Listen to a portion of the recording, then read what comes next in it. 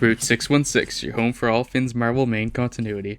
Hello everybody, this is Ryan / RJ or RJ Epic One here, and I am back with Dan and Bill, and we are here for Route 616, episode 11. Say hi, Hey, guys. how's it going? Hey, how you doing, everybody? I had no smart-ass introduction for Dan this week. We'll get one next week. I had one earlier and I forgot it, so here we are. This time, this week's pretty exciting. We have No, it's not. This is going to be the most boring podcast we've ever done. I mean, welcome to Route 616. Yeah. You're not supposed to tell them that, Dan. Hello, all you insomniacs out there. We are the answer to all your dreams. We hope you have a fun day at work tomorrow with no sleep. No. Yeah. I mean, we do open the episode with Ant-Man turning into Dan, so... What, Giant Man? No. Not at all. You still have to wait some issues for that. So what order are we doing these in? What's the first one? The first one is Tales to Astonish. Well, if you let me do the fucking notes. Tales to Astonish number 43 is our first comic today. And then we have Tales of Suspense number 41. Journey in the Mystery number 93. Amazing Spider-Man number 3. Strange Tales number 109. And our main event for today is going to be Tales to Astonish number 44. So double the Ant-Man today. I feel like our definition of main event might need to get modified because this is like one of those shows where Hogan worked in the middle so he could beat traffic. Yeah, that covers it. It is a very I'm using the And in your main main term event, like WWE. SD Jones. That's very true.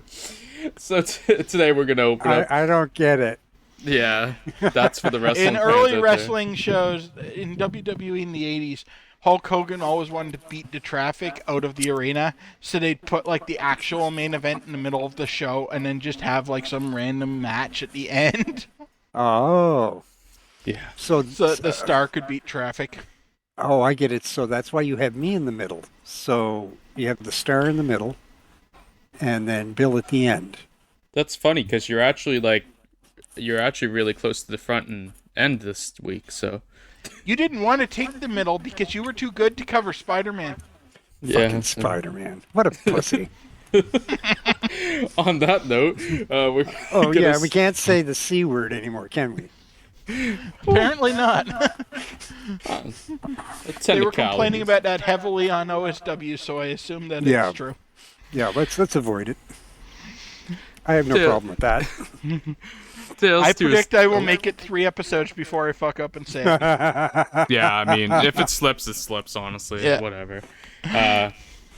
Tales to Astonish issue number 43, The Mad Master of Time. A surprisingly good Ant-Man comic this time. And we have Stan and Larry writing. We have Don Heck on art and inks. Thank you. That's love probably some part Don of why Heck. it's so good. Probably. Cover art by Jack Kirby and Dick Ayers. And yeah, I mean, the interior is way better than the cover here. And then this cover is pretty bad. We got letters by Ray Holloway. Release And- date of... Yes? Before anybody says anything, no, I did not model for this issue. I already said something, Dan. Oh, you bastard. Really? Oh, God. I tried. Keep on going, Ryan. I'm sorry. Don't worry, I have plans to derail things for Ryan too later. This is gonna be an episode of Derail, and I can feel it. February 1963 is the release date, and we have a 13-page story. Thank God. Although this one's good, so you know what? We'll take it. Whatever. I don't think it would have been good if it was 20 pages. Though, I'll be honest. If they expanded this one to 18, it might have been too adventurous. But here we go. If you know what, it's always great if you open the stories before you start. But here we are. Now I'm just gonna talk awkwardly until I get this opened up. We are professionals here. At Wait, Route you're getting 616. paid? What? You're getting paid? No, they're taking money from me. I pay for the subscription. That's fair. I'm losing money. No, we have versus the Bad Master of Time, the Astonishing Ant-Man. We open up with Ant-Man running through a crowd as they say, thousands of footsteps tread daily upon the sidewalks of Center City. Which they mention. No, he's in Central City. Yeah. Yeah, it gets retconned to be New York, but at this point they were still maintaining it's a different place. Yeah, Okay. they call it Center City multiple times in this comic. I literally have a note in my. It's been Center City since the first episode. Yeah, but they really nail it in this one. Like, they say it multiple times. This behind the scenes note here for the listeners. This is the episode I start to have notes for all these books, and literally one of my notes is that they really want us to know Center City because they say it enough times. So where does this take place? So Ant-Man wants to make his way back to his lab and become normal-sized again. And the noise from the crowd, he says, is almost deafening to Ant-Man's tiny ears, blah, blah, blah. This is non-important stuff. They really switch on, like, stuff with him talking and how he hears stuff a lot. I mean, this should also be a 10-page story, so there is a bunch of filler. The filler's largely inoffensive, but it's definitely filler. Telegram gets dropped, blah, blah. We make it to a point where we're introduced to a guy named Professor Elias Weems, who will become our antagonist of the story. And the telegram that gets dropped on Ant-Man is going to him. And it's a telegram. The 2 pages with the telegram getting dropped with Ant-Man could just not exist, and this story would be exactly the same. Yeah, the only little bit of importance that comes out of this is that on the telegram, Weems learns that his grandson Tommy's coming next month, which kind of goes into the story later on. Yeah. Oh, Weems should get the telegram. I just mean the whole thing with the guy dropping it on Ant-Man in the street. Yeah. There's a lot of filler here, like you said. He's like, gosh, it'll be good to see Tommy again. I love my grandson. But then we immediately go to the following week where... Oh, no, it's worse. Because at this point, it's the 60s, so real men can't love. So Tommy loves him because it's appropriate for a child. He can't love Tommy because that wouldn't be manly. Of course, my bad. But we go to the following week where disaster strikes, and we see that Elias Weems is fired. And he is fired because the new company policy is to discharge all employees over 65.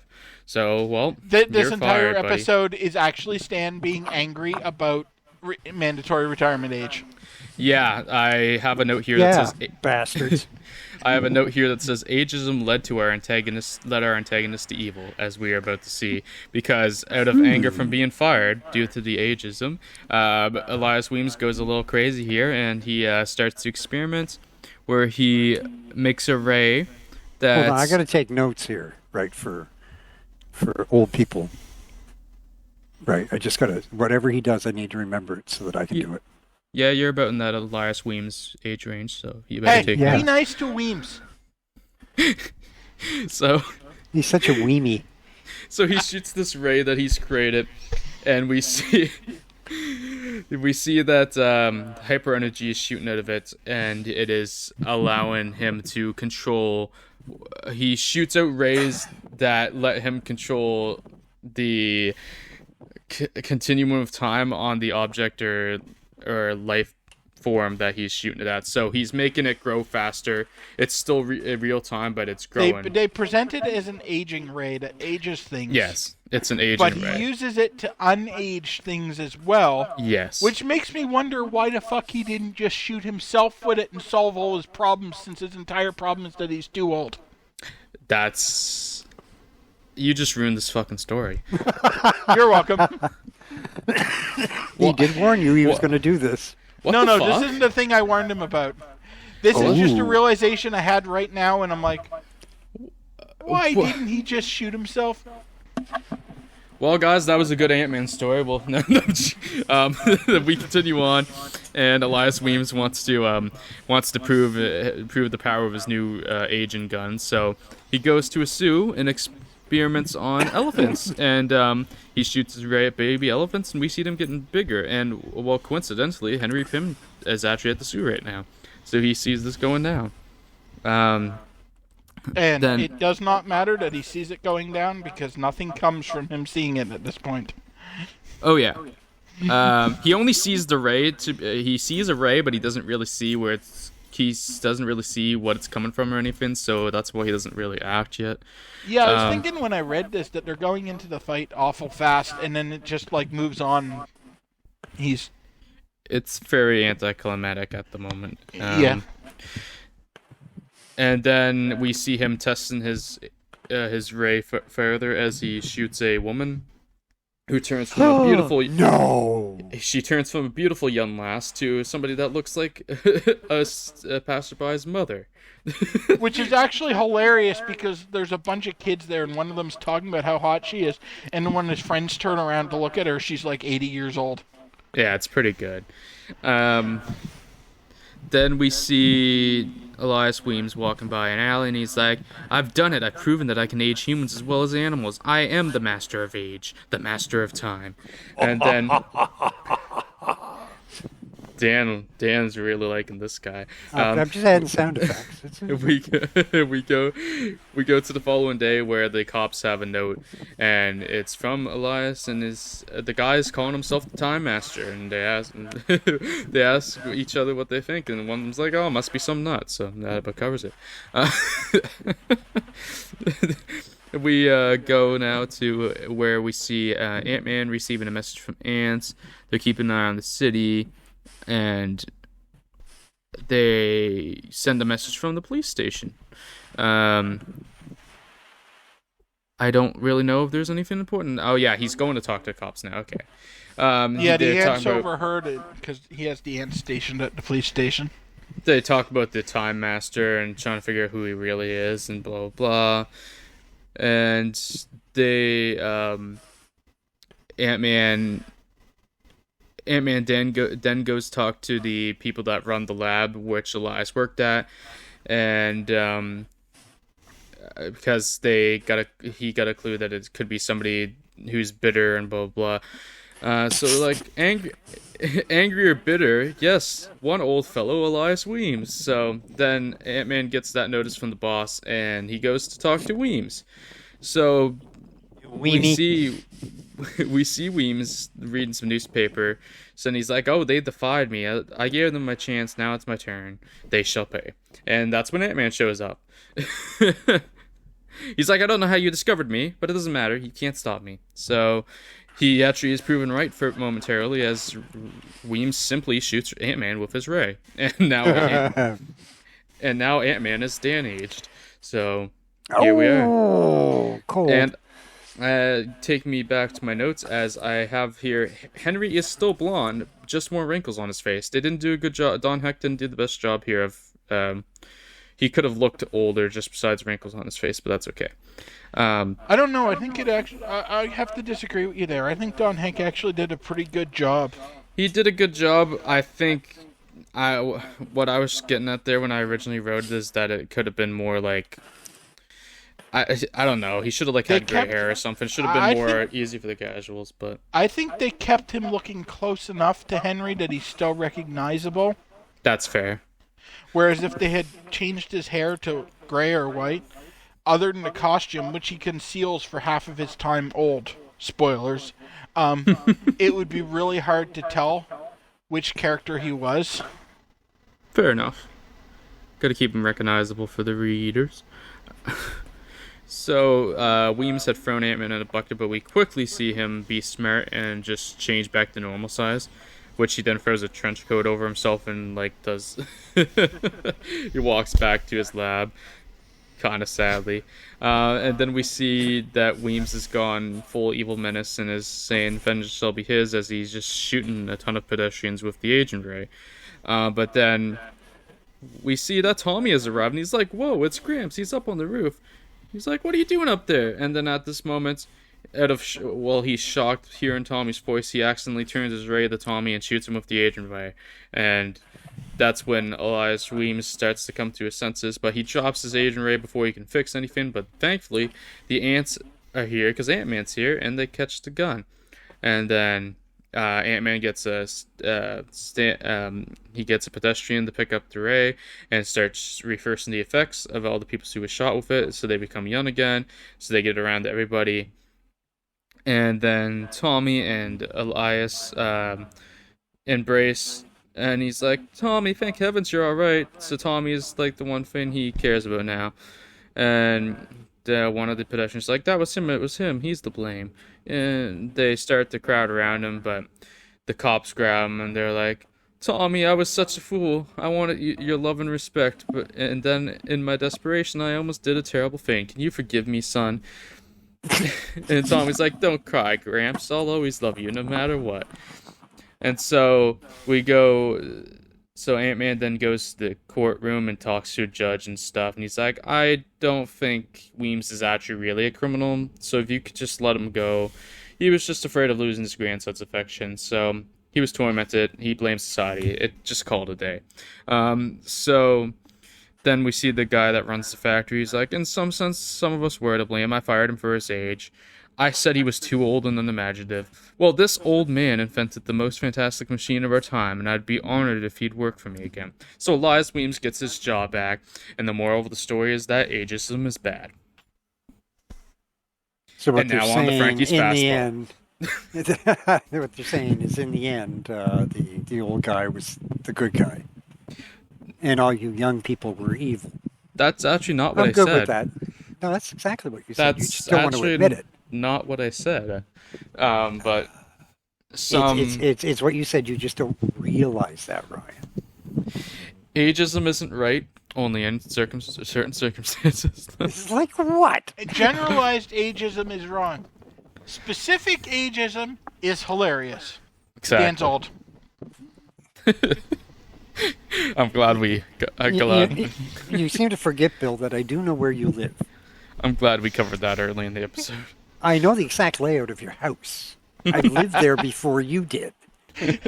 Yeah, because you're old. Oh, fuck, where did that come from? You didn't help yourself there. Unfortunately, the Time Master was never seen again because, holy shit, a villain actually got rehabilitated for real here. Tommy's never seen again, so this was just a good old one-off and nothing technically it's inconsequential, but it was Weems pretty wasn't good. a villain. They said so in the end. He wasn't a bad guy. You guys are just stereotyping seniors, and that's so cruel. Well, look at our exposure You are to the them. bad people. You are the bad people here. Who was the Consider our antagonist sample of our size. story? Yeah. What? Me and Jim. Exactly. Wow. Did you really think that? Did you really think that made a positive point? I didn't think that through before I said it. I just did not think that You through. walked right into that You one. just. I did not think that through You before. buried the lead on responded. that one. Ow.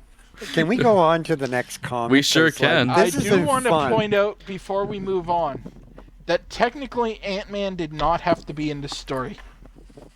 Ant-Man Yeah. doesn't need to be in any goddamn story. That's also fair. Yes, but not. This isn't a quality judgment in this case. Literally, if Ant-Man was not there, the story would have played out exactly the same way. Oh, Kinda like speaking of Indiana quality, Jones. I guess we should talk about our ratings. I gave this one 3 stars. So did I. Despite the amount I've made fun of it just now, it was actually quite enjoyable. This was one of the better Ant-Man stories. We've been in some Because shit he with doesn't Ant-Man play recently. any part in it. Yeah, exactly.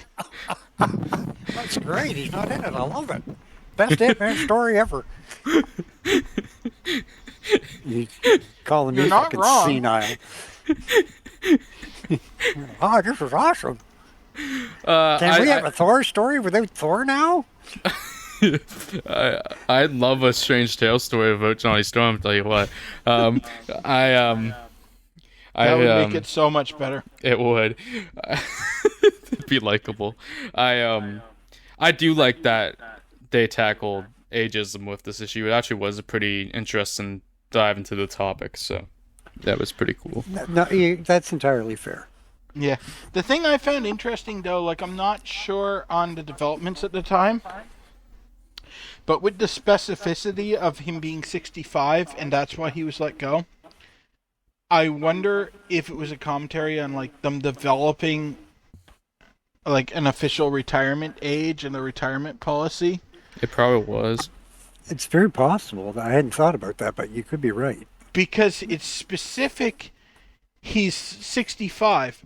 And I wonder if he wasn't actually fired. He was put onto retirement, and like since this would have been a hot button issue at the time, and at this point in his career, Stan's politics are somewhat conservative.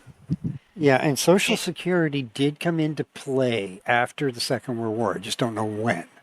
Yeah, and Right, so and that would have been very relevant. yeah, it felt to me like the whole thing was Stan complaining about retirement.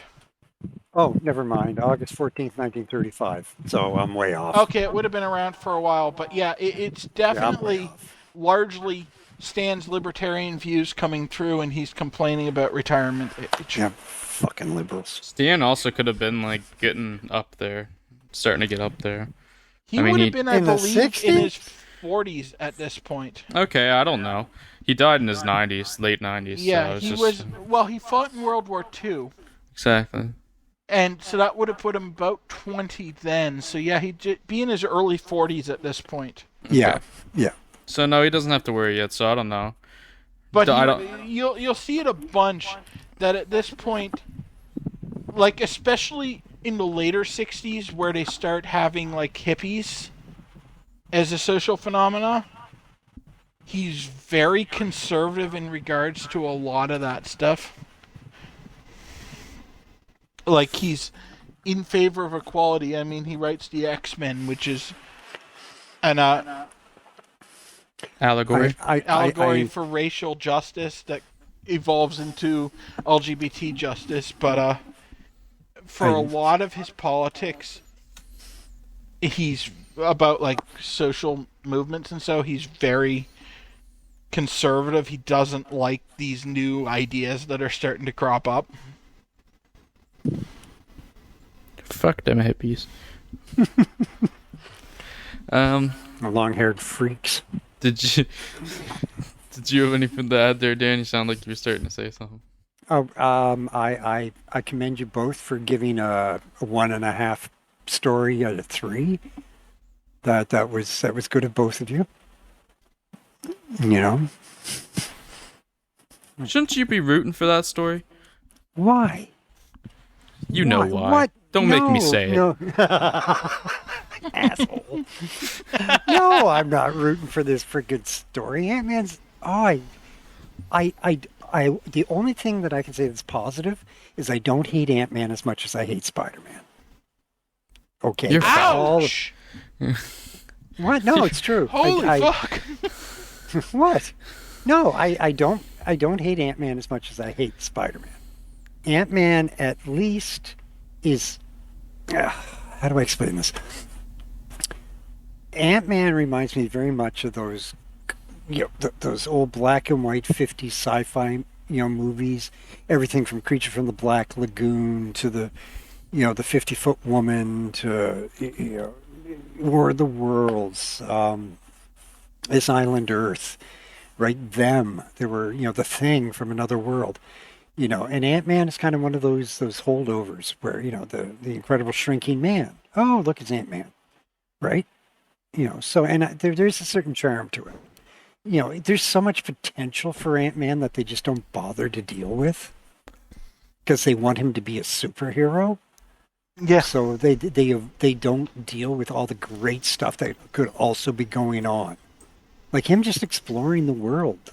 I mean, the best Ant-Man stories that I've read in the future are usually based around him not actually doing superhero stuff.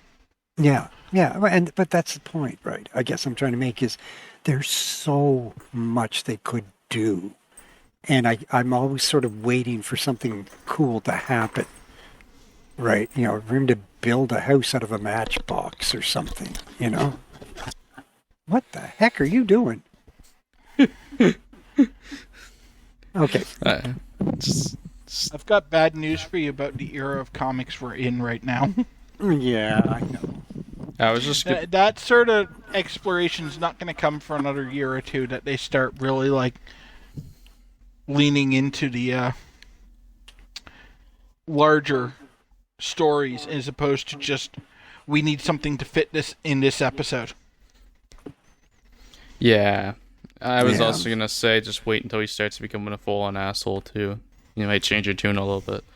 But anyways. I mean, I feel like there's already the hints, but he doesn't really start until Jan shows up because then he has a supporting cast to talk to. Then he has a woman to berate. But right now he doesn't really have anything not Ant-Man-y to, or anyone not Ant-Man related to talk to. Yeah. But we have on been going to the on next enough story on that one. So we'll move on to Tales of Suspense number 41. The Stronghold of Doctor Strange. And Dan, prepare yourself because I'm giving you this one. What? You asked for the Strange Tales last week, but we're going to stick to the 2 story for each person. Thing we did last week, so did. this is going to be your second one. Tales of Suspense, volume 40, or issue 41. Yeah. Oh, and boy. Stan Lee and Robert Bernstein are the writers for this one. Jack Kirby is the artist. Dick Ayers on inks. Jack Kirby and George Russo is, however you say that, cover artist, and Martin Knapp is the letterer. February 1963 release, 13-page story, and I'll let Dan take it. Okay, I want to start with I really like this cover. It is a good cover. It is a good cover. I do, because he's now gold, first of all, instead of gray. And this is just, it's a typical Kirby cover, but it's kind of cool. 10 times better than the story. God. Yeah, as terrible as the Ant-Man cover was, this one is great. Yeah, okay. So, synopsis for the Stronghold of Doctor Strange. Bum, bum, bum. Are we ready? Here we go. Not that Doctor Strange, by the way. No. Oh, come on. We just lost the 2 people that were going to listen to this because they thought Honest it was. to God. Honest to God. Both We Benedict lost Jim. Cumberbatch fans just shut down the channel. Click. Okay. Let me try and get through this. While at a charity fundraiser for a children's hospital, Tony Stark, donates $100,000. Wow. Big spender there, buddy. I looked it up. In today's money, that's almost $1 million. It's 970 something. Oh, really? Okay. And he states that he's contacted his friend Iron Man to entertain the children the next day. He receives much applause from the crowd as well as the adoration of his girlfriend. Stark explains to the girl he has far too many responsibilities to make a good husband. But I'll pork ya. He has munitions plants to look after, scientific research to conduct, as well as his work for the U.S. Department of Defense. Before we go too far on the topic of his normal life, I had a note here that I was like, is Tony Stark forced into celibacy because the plating on his chest? Yes. Yeah. They actually bring it up in this issue that the real reason he can't spend more time with her is that he can't reveal that he's got the plate on his chest. Ah. That's why I brought it up now because you made the pork and joke and everything. Yeah. So no plate tectonics for her. No. Okay. He doesn't tell her about his secret life as Iron Dude or the metal chest plate he must constantly wear in order to keep his injured heart beating. Aww. I do want to call attention his broken to heart is still beating. I do want to call attention to his operations as Iron Man at this point because they're fucking hilarious. A bunch of terrorists are escaping on a plane and the FBI is shooting at them, but it's not working.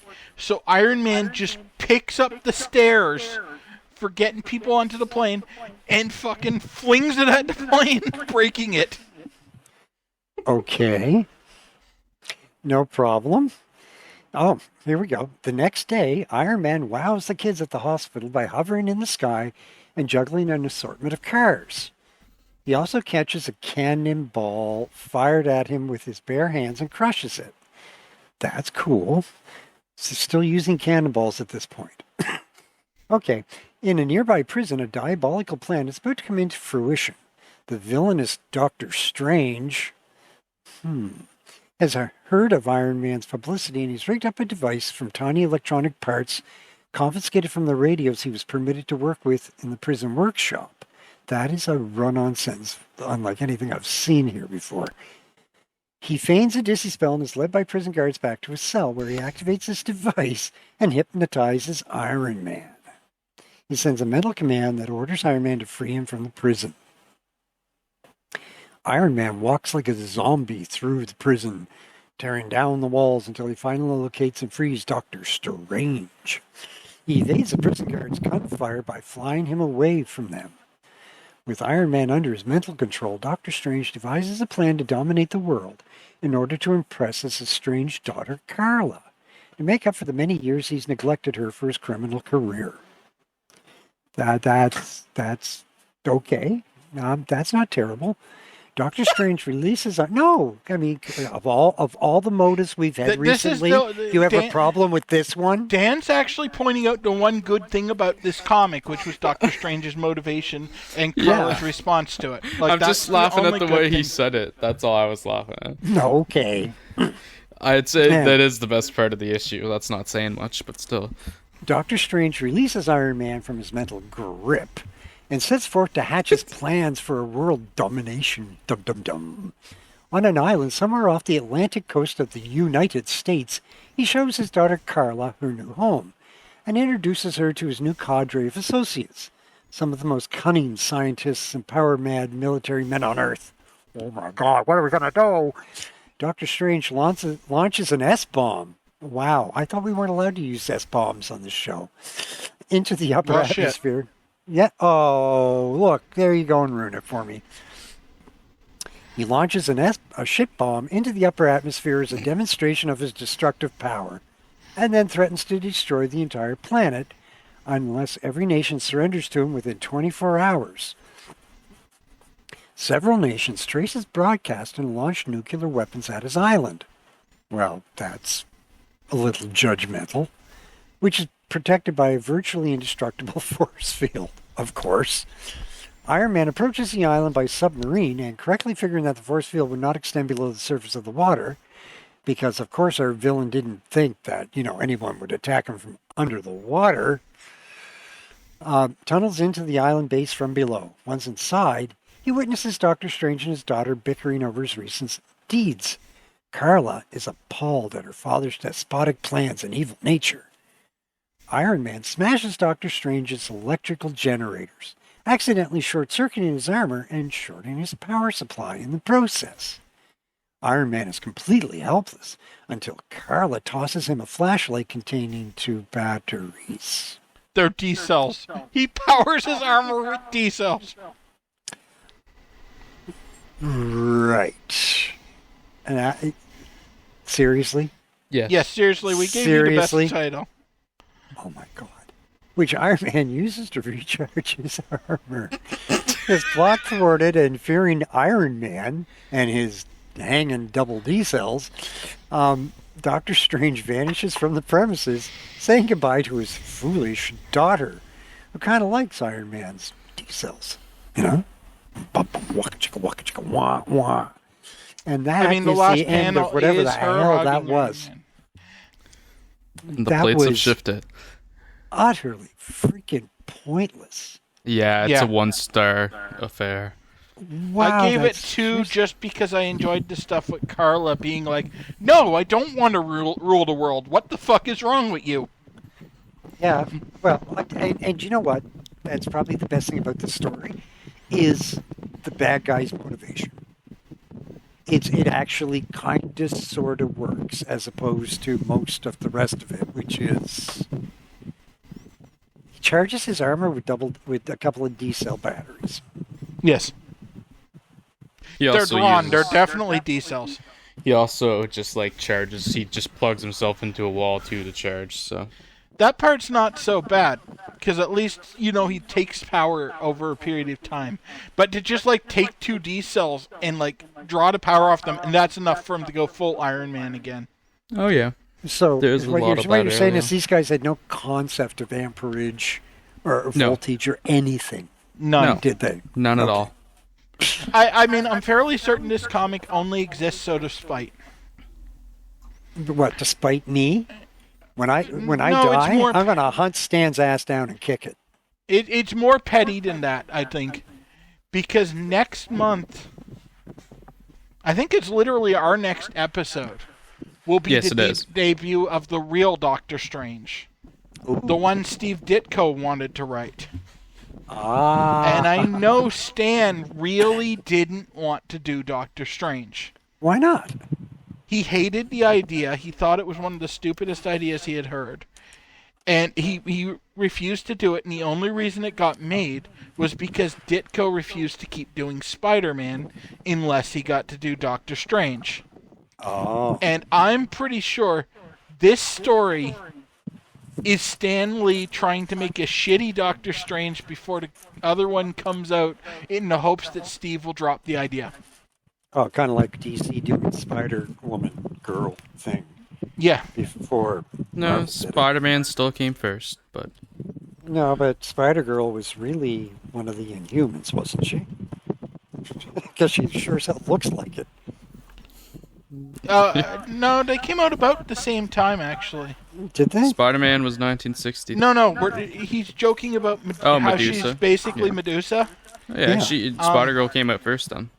But it's really close, because the Inhumans were about the same time. Okay, because it's unnerving how similar they look. He might have stolen the idea from DC, or it might be a coincidence, but I suspect he stole it from DC, because it's such a massive coincidence that they're even both gingers. Yeah. I guess this is a part of the episode where I condemn both of you to eternal hell.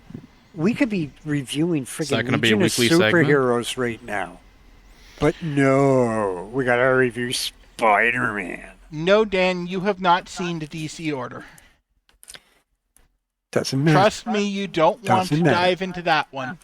It doesn't matter. Anything would be better than freaking Spider-Man.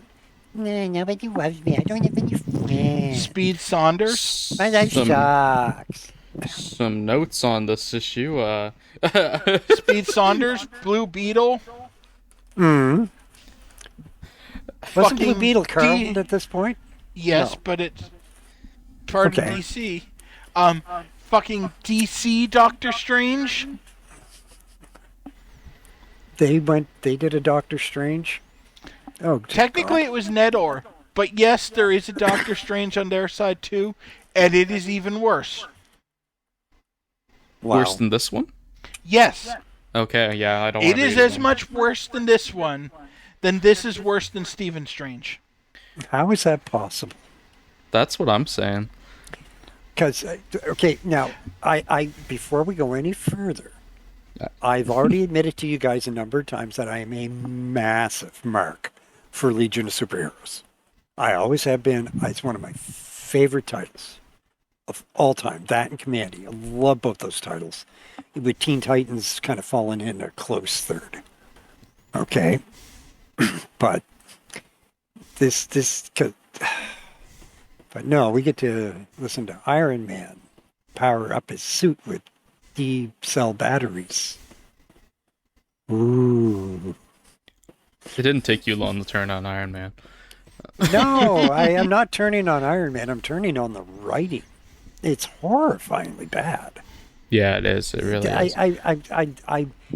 I've never thought about Iron Man one way or the other. He was one of those superheroes that held no interest for me. Right? You know, I kind of saw the comics over the years and kind of went, whatever. He was kind of like Thor. It was like, whatever. But when we did his origin, I really, really liked the way it was written. I liked the way they went about it. Everything about it was great. And I can see the potential for Iron Man, whereas I can see zero potential for somebody like fucking Ant-Man. What's the point? Like, I think Thor's a great superhero. I think he's a wonderful superhero. It's a great idea. Right? You know, I'll be the first to say, as much as I like Superman, he's about as two-dimensional as you can get. Yeah. Okay. You know, there's just nothing to Superman to make him interesting. You know, even bringing Bizarro into it just didn't work. But, you know, fucking Iron Man's interesting. Yeah. His story's interesting. So why did they do this? Because Why? this is Why? and having looked at both companies, I can say this with confidence. This is what comics were at this time. In another, You're right.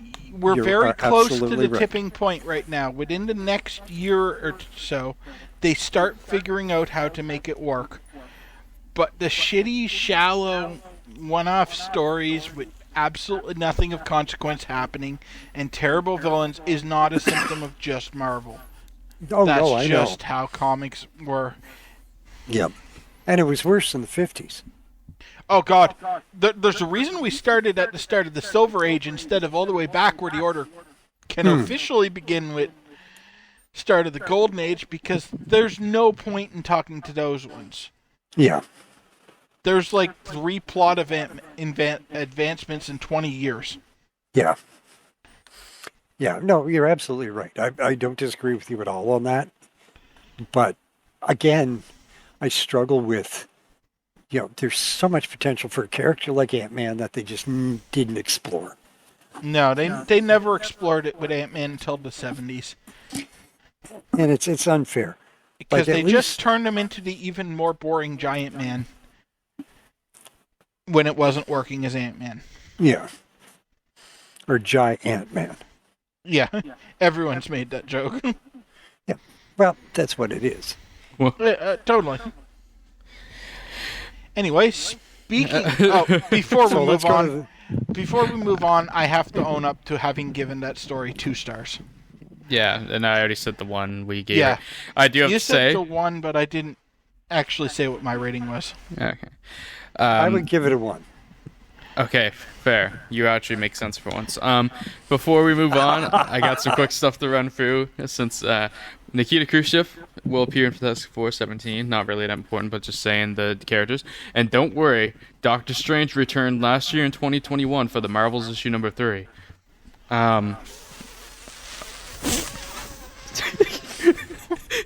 Fudge? And Yes, some notes. Funny thing to say, Ryan? Some notes. Foolish fellow?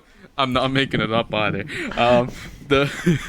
Some notes I had too is I had a joke in there about Tony ribbing the Fantastic Four because he was creating a capsule that can withstand radiation in outer space.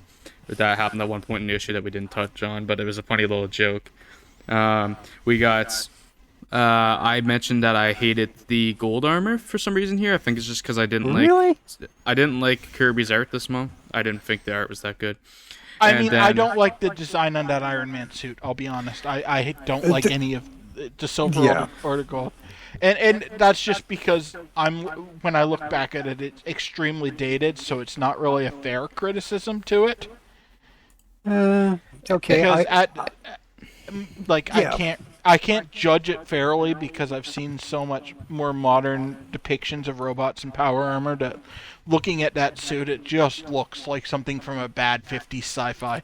And my last note was the original Doctor Strange for Marvel sucked, and so did this story. Thanks for So there giving we me go. this one, Ryan. That's awesome.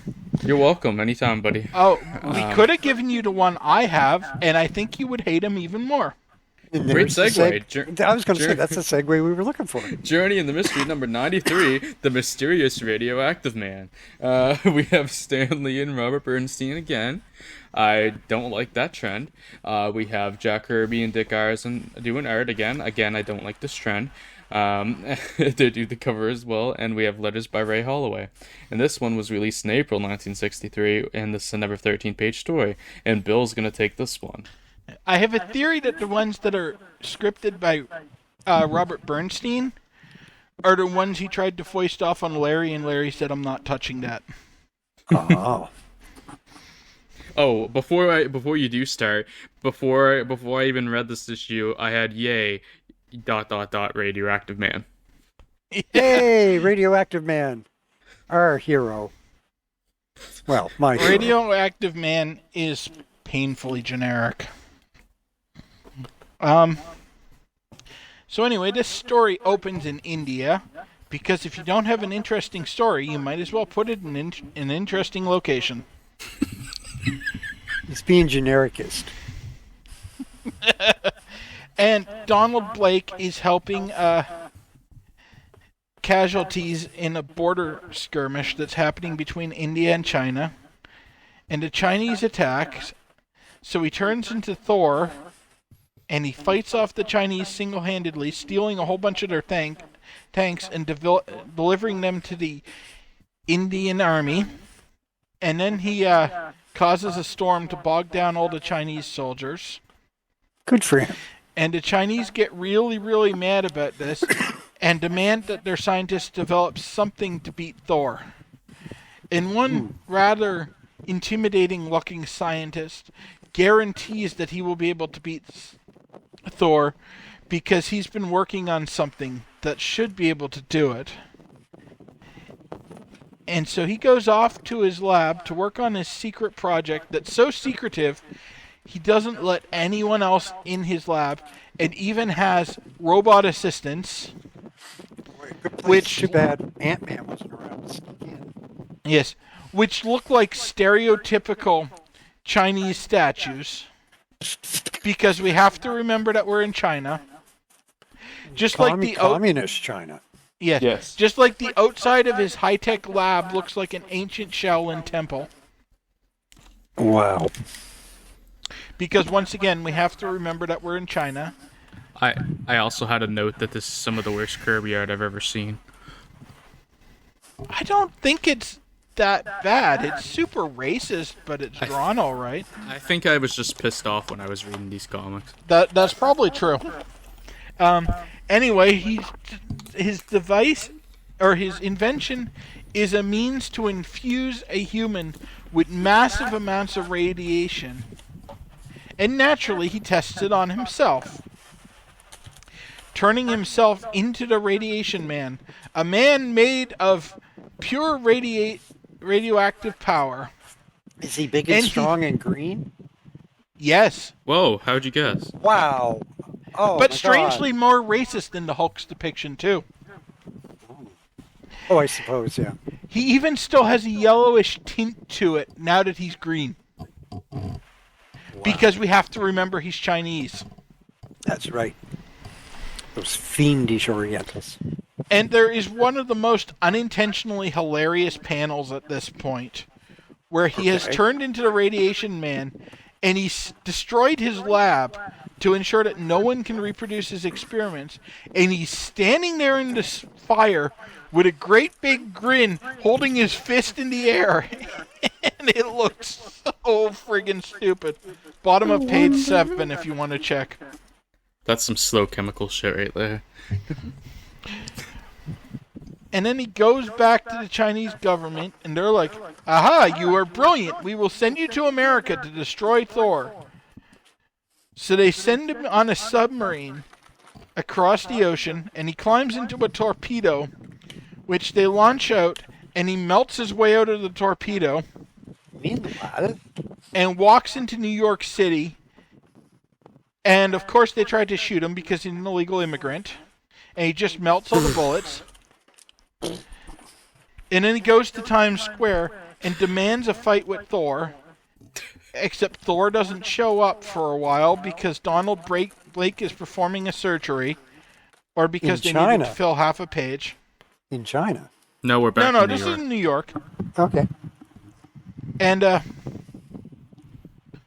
so then he turns into Thor and tries to fight the Radioactive Man, but his hammer just bounces off, and the lightning he shoots just bounces off. I had a question how he turned the hammer away here, but it doesn't matter, I guess. It's not explained, it's just because he's radioactive. Literally, what is it? Behold, Thor, the radiations of my body turned it aside. Yeah. They don't know how radiation works, so they just made him basically indestructible. Pretty blatantly bad. And then he uses his radiation to hypnotize Thor, and so Thor throws his hammer away, and the radioactive man goes to get the hammer and runs off, and the whole crowd that was watching, I guess, also walks away. They're there, and then they're just not there, like 2 panels later, when Thor turns back into Don Blake because he doesn't have his hammer anymore. And the Radioactive Man comes back pissed off that he can't find the hammer. And so he questions Don Blake about where Thor went. And Don Blake tells him Thor ran into an alley. And so he goes into the alley looking for him. and Don goes back to his clinic and builds himself a scientific device to locate his hammer, which is at the bottom of the Hudson River. So he dives into the Hudson River, and he can barely get down there, but he gets down, touches the hammer, and turns back into Thor. And so he's back as Thor, he locates the Radioactive Man, and he sucks him up in a tornado and launches him back to China, where he hits with the force of an atomic bomb, and that's the end. He has won. Where Thor commits murder and nukes China all at once.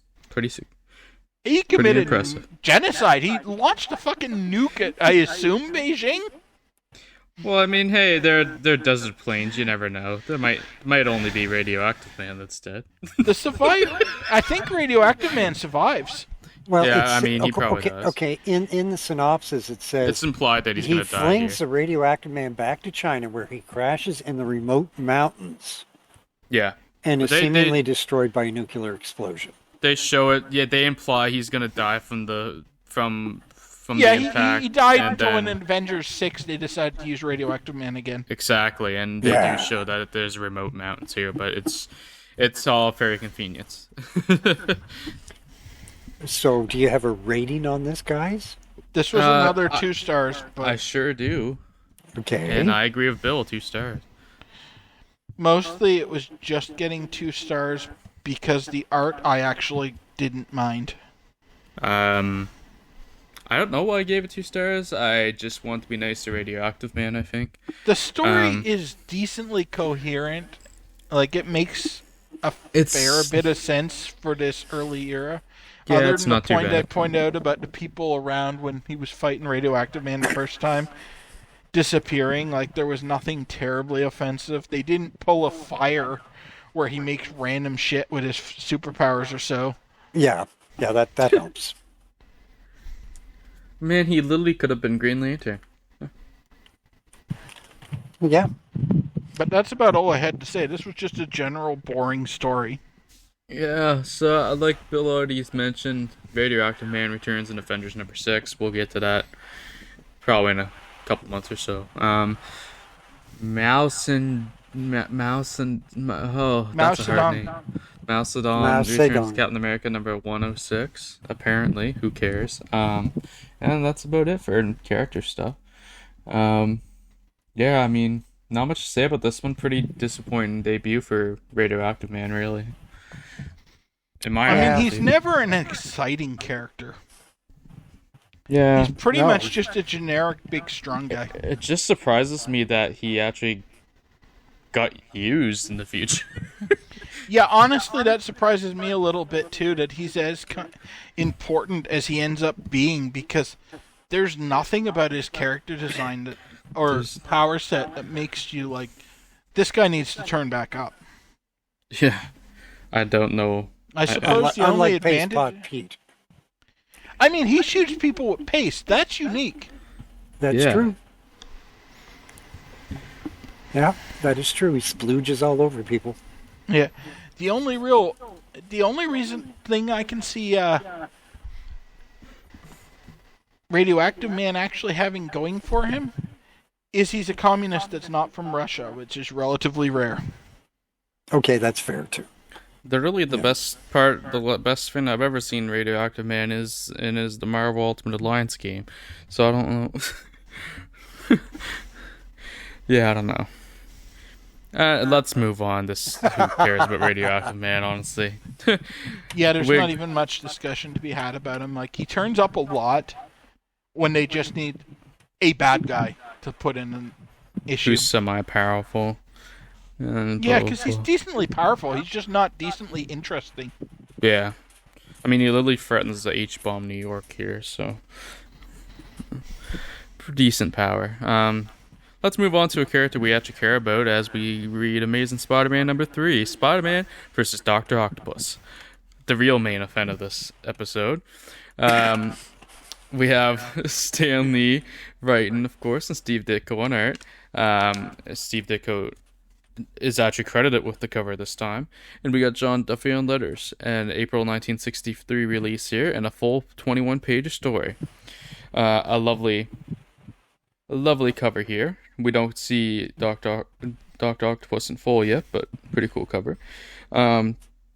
And before I even started this one, I had Doc Ock time for my note, so I was pretty excited. Why? I'm just going to continue. We open up with a page that shows Doc Ock without any of his costume colored. Doctor Octopus, the only enemy ever to defeat Spider-Man. Bit of a spoiler, but... And then... Actually, his costume is colored correctly for this issue. Why are they constantly coloring bad guys green? The first page here has no color on his costume for me, so that might be some kind of No, error. it's white in mine too, or like gray. Oh, it's because he's the lab coat at this point. Yeah, he wears a lab coat in this issue. That's it doesn't right. get colored green until later.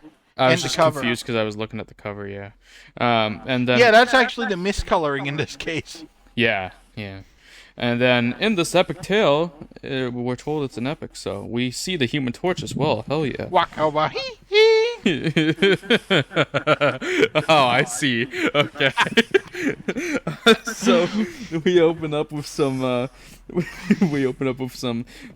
some thugs here looking to rob a warehouse. I forgot he was on that page. I was actually saving it up for when he turned up in Spider-Man school later. So we quickly see the spider signal as Spider-Man announces his presence, because that's what you should do. Who needs the element of surprise? And he quickly stops these robbers and he webs them up. They're for not the cops. smartest thieves. Their cunning crime literally consisted of loading a safe onto a cart and wheeling it down the sidewalk and hoping no cops drove by.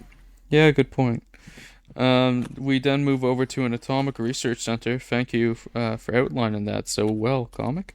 And it's just a big sign that says Atomic Research Center. Hey, they stole our logo and put it on top, so that tells us it's official. So, we see a guy who is referred to as Doctor Octopus, and there's some other scientists talking, some lab assistants or whoever they are. They're like, "Here comes Doctor Octopus," and the guy's like, "Doctor Octopus? Why do they call him that?" Watch, you'll see in a minute. And we see Doctor Octopus put on this contraption, which has his classic and iconic arms, his octopus arms, where he is controlling them to conduct a nuclear experiment. And of course, this nuclear experiment goes wrong. There's a big explosion, and we see Doc Ock sent to the hospital. We see him. He has lived, but badly injured, and I love the panel of him getting caught in a nuke. It is really good. And we see days later he awakes from the injuries, and he learns that he's told to stay in bed by the doctor. But we learned that the octopus arm device has melded to his body and the radioactive experiment from the explosion, and now he can also control the arms still, even though he's not. Because he's fully melded and connected to him now. So we see he uses them to grab the bars on the window, and he pulls them out, and we will see that he escapes from the hospital here. We go over to Peter Parker, who's talking to good old J. Jonah Jameson at the Daily Bugle. As Jonah asks for pictures of the injured scientist, Doctor Octopus. Apparently, Octopus is his actual last name here. With that logic. And yeah, Peter... despite the fact that they reference his name as Otto Octavius, the first time you see... Oh no! They do just call him Dr. Octopus in this entire... Oh no, they do say Octavius. I thought they had. But then he's called Dr. Octopus every other time. Yeah. Peter, as he's leaving, thinks to himself he's all happy, and he's like, he doesn't suspect Peter Parker, the teenager he assigned to the job, is gonna have Spider-Man do it.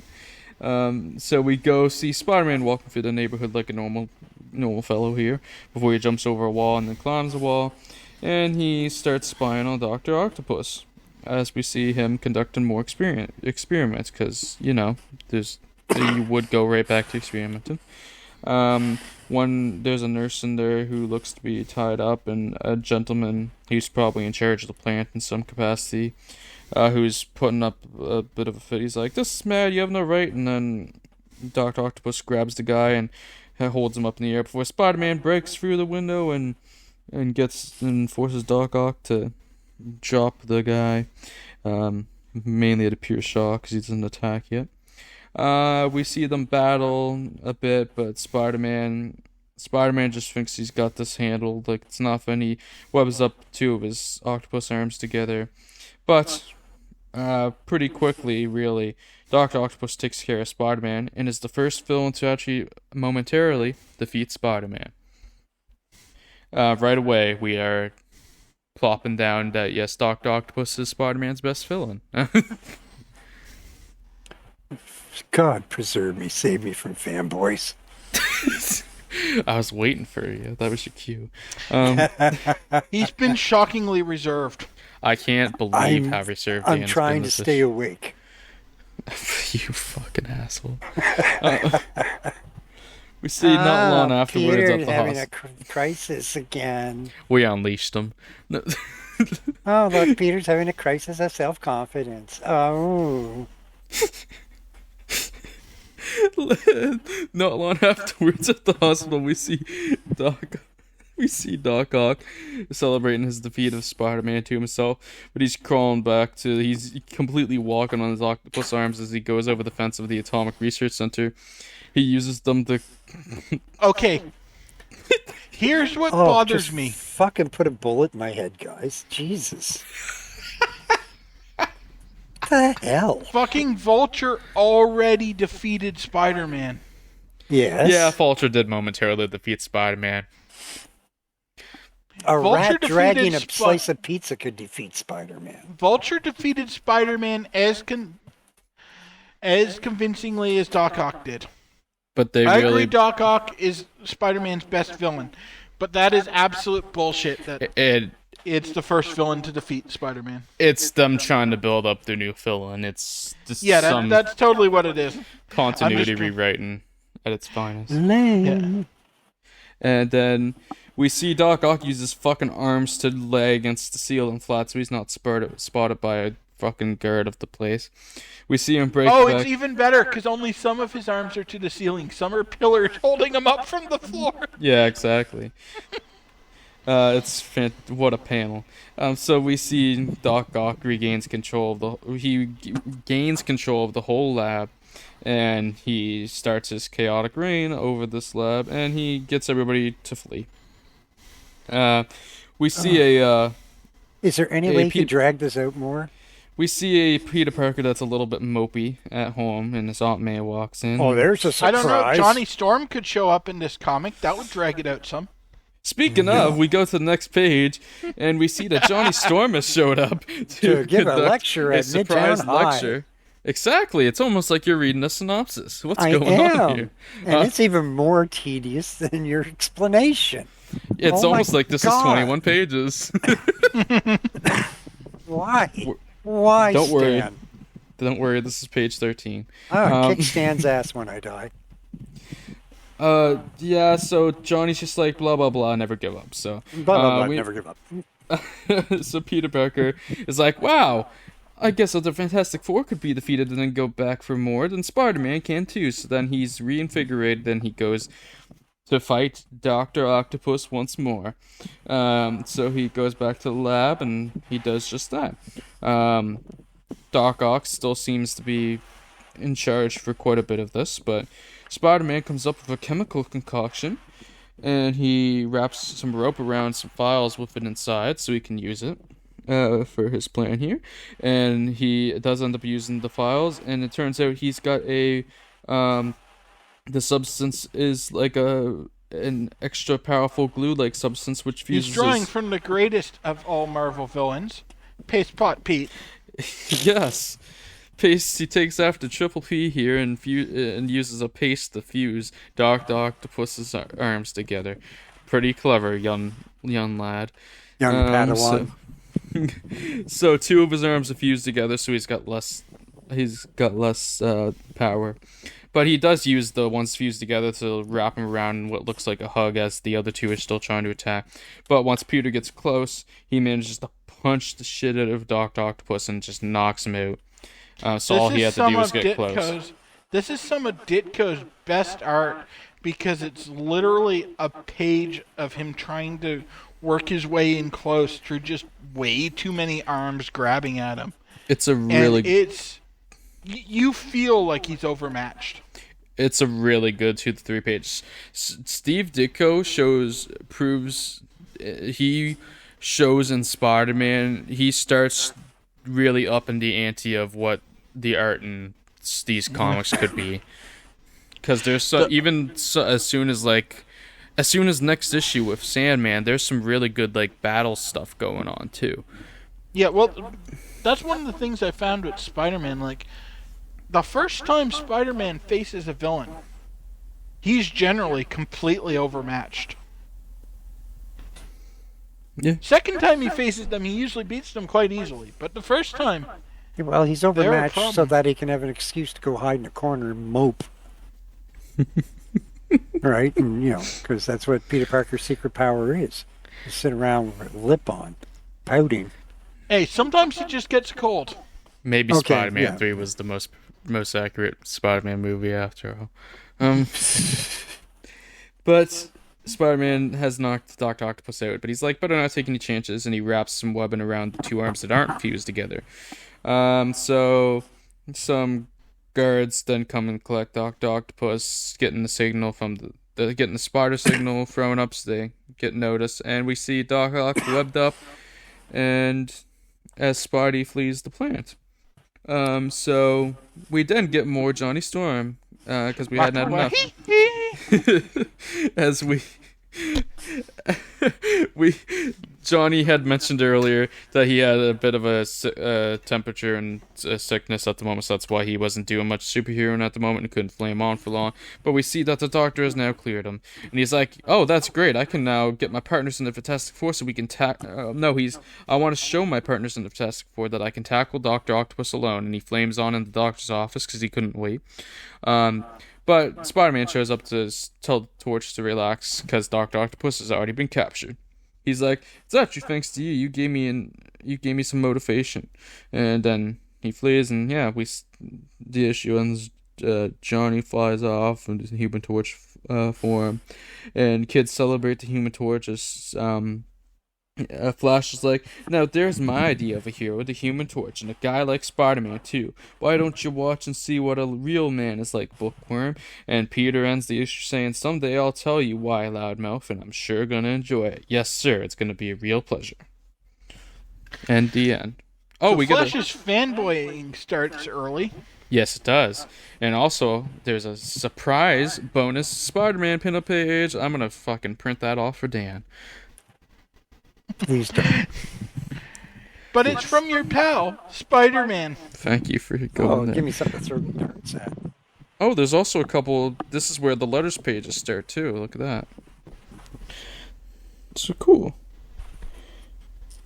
Wow, that was so exciting. It was. Thanks for pointing that out, Dan. Before we go into our ratings or anything, I have one I have one little fun fact note here that I had at the end that says to point out the history of Spidey and Torch in 3rd issues, because this is like they've met in the 3rd issue here. Yes, he met the full Fantastic Four in issue 1, but like by themselves, they met for like the first time by themselves here in this 3rd issue. And it's kind of a neat note in history for Spider-Man volumes that in the 2015 volume that Bill loves so much, the 3rd issue, that is the first issue they were together as well. That was a little something I came up with in my brain. Fucking NWO Torch keeps showing up in other people's books and making them worse. So, I just want to get this straight. So you guys really like Spider-Man. Why not get a gay? You guys do, though. You really like Spider-Man. Yes. Right? What told you that? And you the villains like Doctor Doom, Electro, Vulture, Goblin, Lizard, Sand Dude, whatever. Half the people you've named are Fantastic Four villains. Although he does fight Doom in the first 10 issues, so I guess that's not technically wrong. Right. But they're all green, first of all, as near as I can tell. It's because they're Right. green with envy. No. No, probably just nauseous from Parker sitting in a corner whining out. He has no friend. Nobody loves him. But, like, seriously, all the villains are green. Yeah, that's kind of a Stan thing. Yeah, even the Sandman fella has a green T-shirt. I'm starting to think Stan likes the color green. He codes a lot of his villains green, not just in Spider-Man, but just in general. Like, Yeah. villain gets green. Wow. Okay, that was terrible. Terribly fantastic. 4 stars for me and 5 Bill. for me. Yeah, I remembered you. I'll begrudgingly give it a 2 because they managed to come up with a way to put 2 superheroes in the same story. 1 star for each of them. Human Torch's involvement here is probably part of the reason it didn't get 5 stars for me. Because it was so stupid. Oh, I can think of a lot of reasons I wouldn't give this freaking story 5 stars. Anyways, we got some first appearances here, and Charlie returns next issue, so hell yeah, Charlie. But the most important of all, Doctor Octopus, of course, returns, and his next appearance is in Amazing Spider-Man number 11. Way too long to wait, in my opinion. Just kidding. It's fine, wait. But, yeah. They space him out properly, unlike, say, Loki. Oh, Who yeah. also wears green, Dan. That's right. That's why I mentioned the Spider Signal too. This was the first appearance of the Spider Signal. That's why I mentioned it at the start. So, fun fact. Wow. It's exciting stuff, guys. Yeah, it was. Doctor Octopus is an OG. But anyways, I guess we could move on now to Strange Tales number 109. The Sorcerer in Pandora's Box, and Dan, prepare yourself because this is your other one. Oh, goody! We have Stan Lee and Robert Bernstein writing again, so this should be interesting. Jack Kirby is on art, Dick Ayers on inks. I'm guessing Kirby and Ayers did the cover here, but it doesn't give it credit. And we've got Martin Epp on letters, March 1963 release here, and 13-page story. So hopefully the pain won't be too drawn out. Well, and off you go. Off we go. We're saying that although I don't particularly like the art on the cover, I like the concept just from looking at it. Pandora's Box. It's a good way to get people's attention. Yeah. It is, right? Yeah, no, I wasn't disagreeing with you. This is definitely Kirby art on the cover, though. Oh, yeah. I don't know you if can Ayers tell. is inking it, but this is definitely Kirby. Yeah. Okay. Okay, the synopsis for Sorcerer and Pandora's Box. And again, as per usual, I'm pulling my synopsis straight off the Marvel database. Because Dan can't be bothered to read these comics. Dan might actually be smarter than us. Yeah. Okay. Growing bored and restless during a meeting with the other Fantastic Four members, Reed allows Johnny to leave early because he's an irresponsible little git. After stopping a fire, he flies past an old eccentric's home where the owner is chasing teens off his property with dogs. Get off my lawn. Going to check things out, he meets the man the townspeople call the Sorcerer. Realizing the old man is a collector of old mystical items, when the Sorcerer wants to be left alone, the Torch is more than happy to help the curmudgeonly old man by surrounding himself with a wall of flame. However, the Sorcerer is even more furious, and Johnny takes it down. Wow, what a thrilling way to start. Oh, we're now 6 pages into the story, by the way. That's like Jesus. earlier when Bill was reading the fucking Thor issue and skipped the page 6 right away. Yeah. Okay, I mean, yeah. the filler is fine, but we don't need to summarize stuff that literally does not matter at all under just using Yeah. the fill pages. There's a lot of filler this week. Yeah. As after the Torch departs, the Sorcerer opens his recent acquisition, Pandora's Box, which is cool. I think that's neat. With This the box, story had so much potential in a better comic. yes. With the box, he's able to summon evils that Spider-Man. represent different aspects and elements and use them to try and rob a bank. Okay. When the Torch tries to stop him, the Sorcerer summons a water demon to douse the Torch's flames. Gloating, the Sorcerer gives Johnny his choice of death out of Pandora's box. Johnny chooses flame. This works against the Sorcerer because Johnny absorbs the fire and uses his flame powers to get a hold of the box. In doing so, the Sorcerer is exposed to his next chosen attack on the Torch, a fear demon, which strikes the Sorcerer and puts him into a catatonic state. He's frozen with fear. Johnny turns him over to the police, still frozen with fear, then tosses the box into the ocean.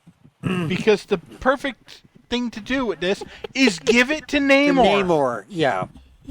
Yeah. This is like a freaking Game of Thrones episode from like season 8. It's so dumb. Oh my god, you got through that story so fast. Well, there's nothing to it. And yet the summary didn't really miss anything other than elaborating on some of the methods he used to rob stuff with the different evils. Yeah, and anyway, Johnny returns to his comrades and is less than modest about what he did that day. That's literally the entire synopsis. Yeah, and it's not missing stuff. Like, that's the worst part of this about this story. That synopsis isn't too brief. Like, sometimes they'll go way too brief on that site. This isn't one of them. That's about what I would have done if I had summarized this. Okay, and here's where things get a little weird. Sorcerer, who would have been a great villain, this is his only known appearance. Yeah. That's pointless. Okay, his dogs get a mention here. All the imps from hatred, forgetfulness, sleepiness, disease, laziness, fear, fire, ice, foolishness, paralysis, floods, etc. They're all here. Circe is here in a flashback. Pandora's here in a flashback. Right? You know, like, this could have, you're right, Bill. This could have been really freaking good. Yeah. I have to point out specifically when they mention disease that is part of some grade A bullshit in this comic. Because the Sorcerer's first attempt to kill Johnny with Pandora's box is to sick disease on him. Pestilence. And no, they call it disease. Okay. And Johnny's just like, haha, fuck you, don't you know heat kills bacteria? And the disease imp just dies. Oh. Okay. Right. Yeah. Some of the best stuff about this comic was skipped, but it's because it was filler. Because Finn, I had a note here that Finn was fantastically written in this comic. I think This is the first time Thing wasn't a dick. Yeah, Finn was written great here. The Fantastic Four were in this comic for like a page or so, because I also have a note that says thanks for coming, team, so they weren't there long. They sent Johnny to do his homework, and no, I'm not joking when I say that.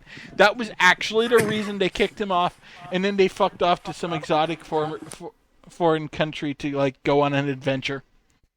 I also said here that Sorcerer is a dollar store Doctor Doom. Wow, and that's then cold. Reed It's predicts probably the future. true. This would be better right off if Doom just got a hold of Pandora's box. And then Reed predicts the future and saying Johnny will never lose his cockiness. That was probably a Stan response to everyone being like, Johnny sucks, he's too cocky. And Stan's like, fuck you, I know what people like. Or so we thought. So for character appearances, we already said Sorcerer doesn't appear again. That's correct. Pandora will appear in Chamber of Darkness, number 3 of the Sea story.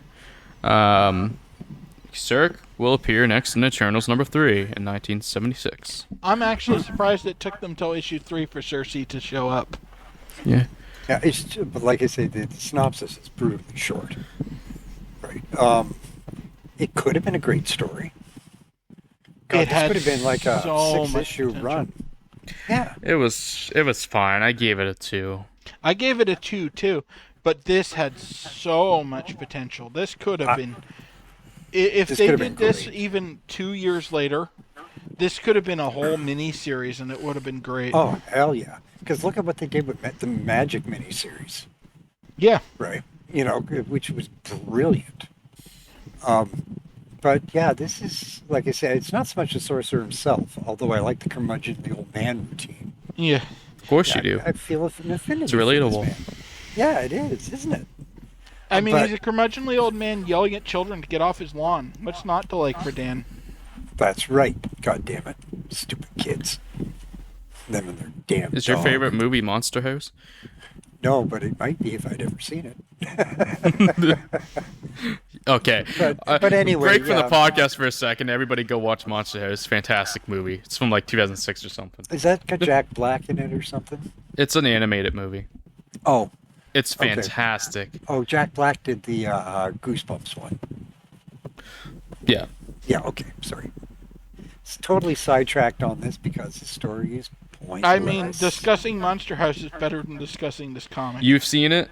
No, but I just know discussing it is better than discussing this Yeah. comic. Yeah, well, okay, to close this off and just say they took what could have been a fantastic concept and piddled it away. Yep. Exactly.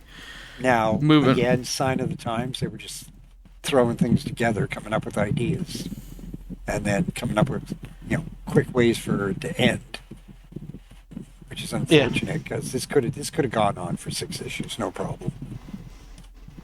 Anyway, I'd say Moving we're on. really done with this one. This was Moving on. pointless. Moving on to the last comic of this episode, we have Tales to Astonish number 44. The Creature from Cosmos is what the story is called. There's nothing of note happens in this one. We have Stanley and Ernie Hart writing. Jack Kirby is on art. Inks from Don Heck, so this should be decent art. Cover art by Kirby and Heck together, and Artie Simic on letters. March 1963 release. This one is a whopping 18-page story, a double-length Ant-Man. It's super epic. It's not really double-length, but sure. Because the importance... We have the Wasp debuting in this issue, so we get extra pages. We're trying to push this title. Let's go. And off we go with Bill giving us the synopsis. Yes, let's try a new idea since no one is reading our Ant-Man comic. Yeah, please. Although, to be fair, I always like the concept of the Wasp. The Wasp is a great concept. Yeah, she's a great concept that doesn't come into her own for a very long time because turns out men in the 60s aren't very good at writing women. Really? Yeah, because I they're know, so much shocking. better at it now. No, but sometimes they get women to write the comics now. That's true. That's true.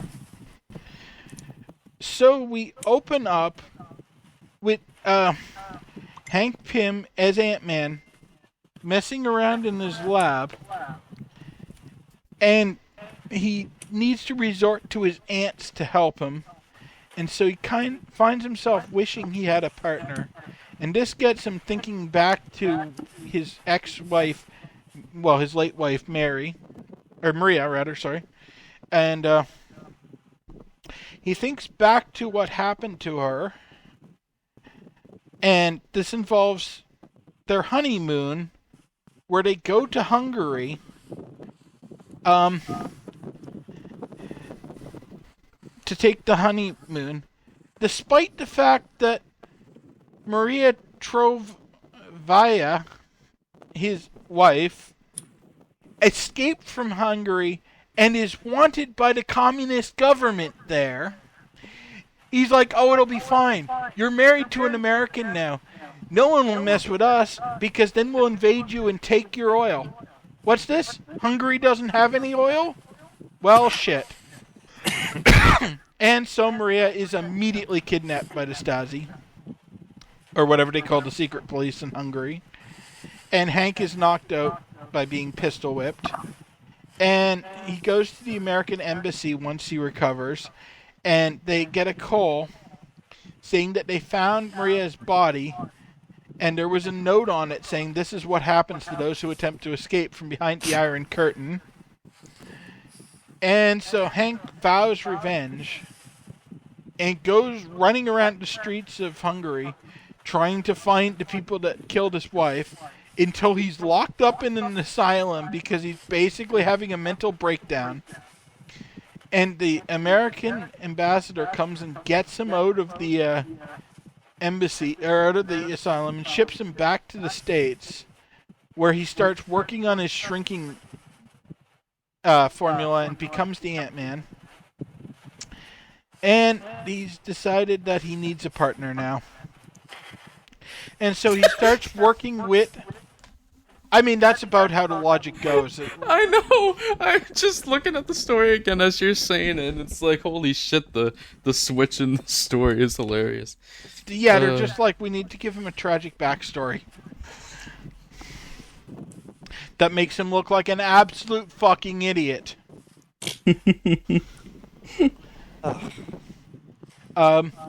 So he starts experimenting with Wasp cells for his future partner that he thinks he's going to get, and he realizes that when they shrink, they'll grow antenna and wings.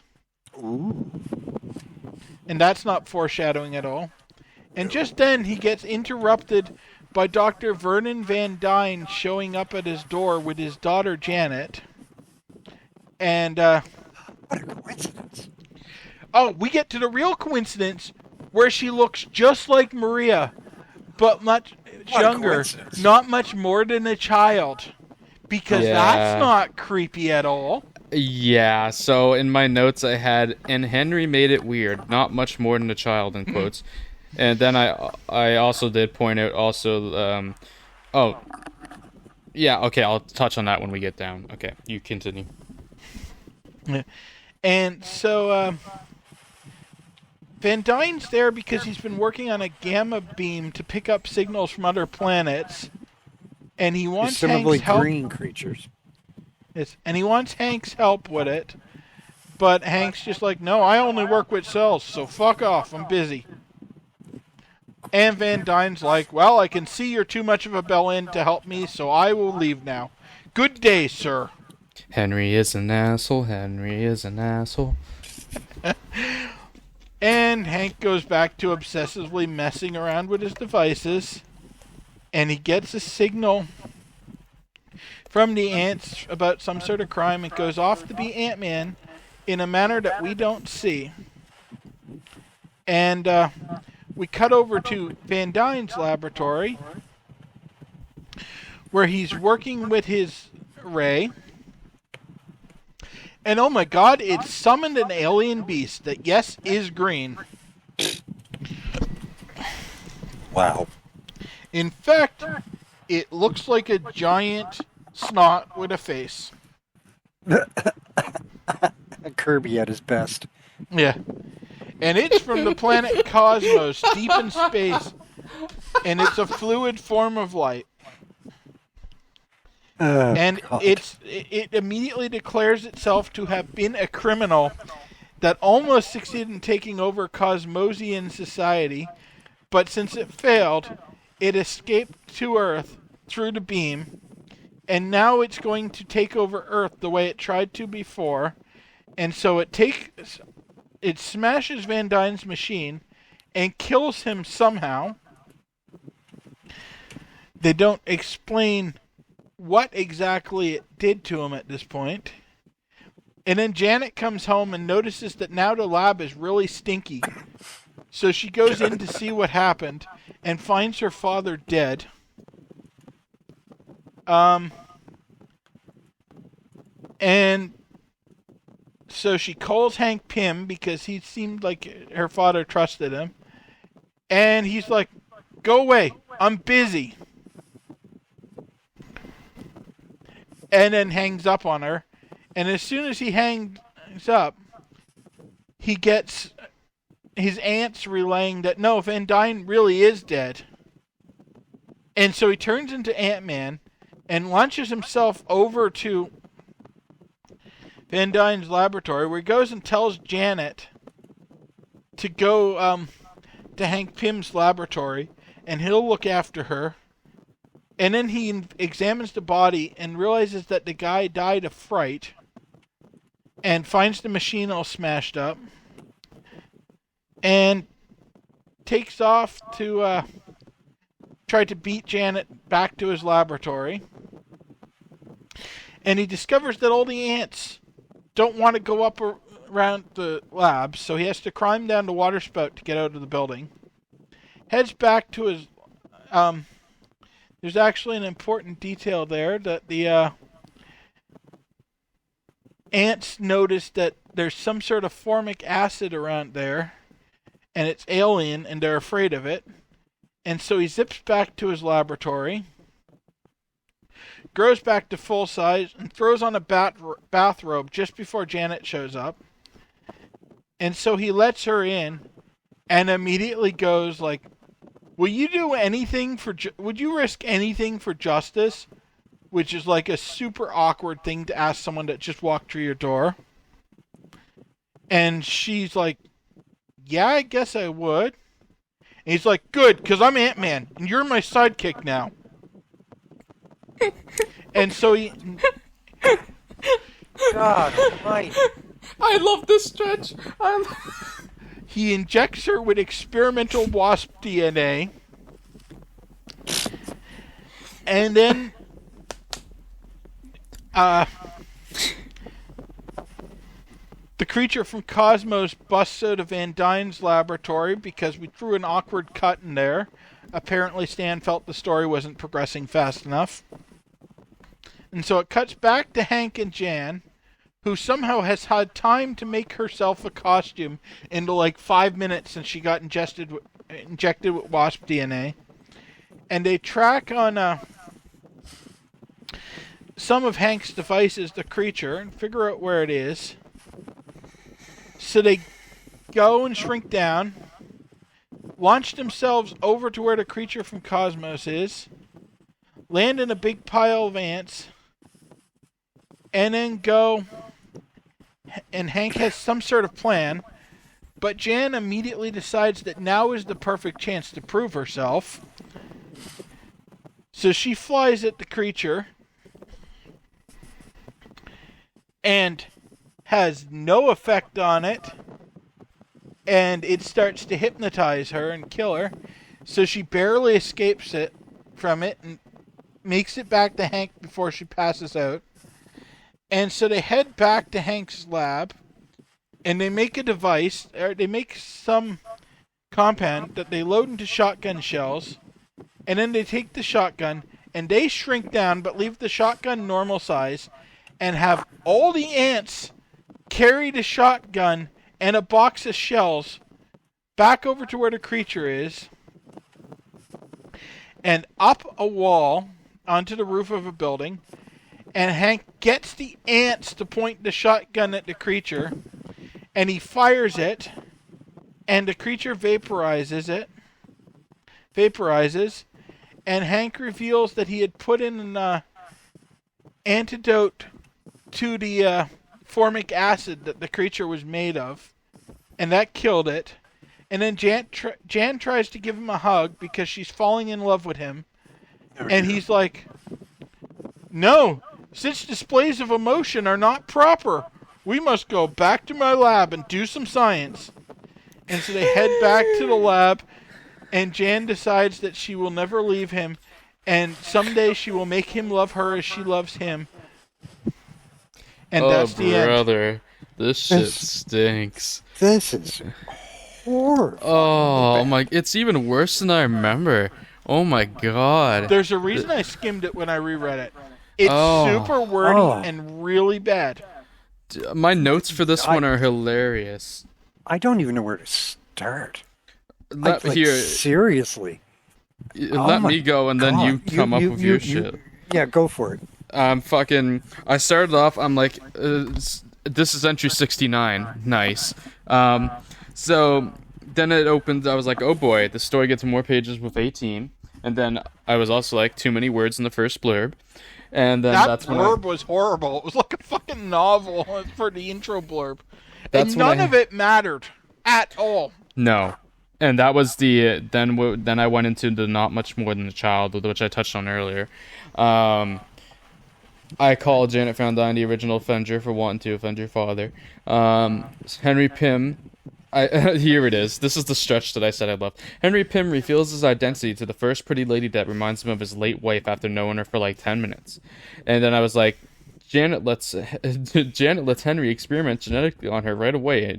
She gets antenna and wings when she shrinks.